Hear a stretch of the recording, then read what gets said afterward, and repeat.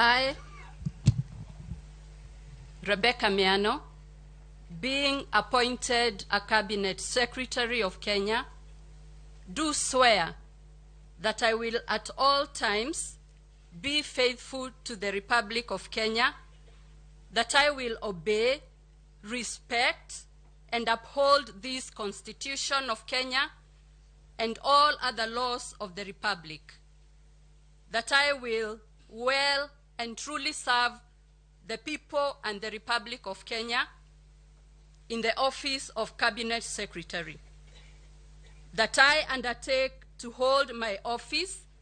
as Cabinet Secretary with honor and dignity,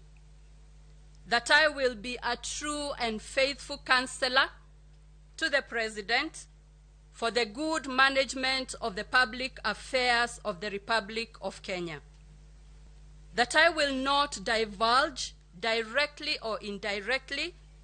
such matters as shall come to my knowledge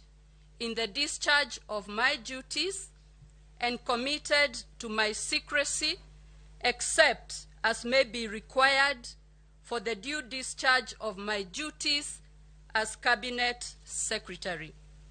and that I will perform the functions of my office conscientiously and to the best of my ability. So help me God.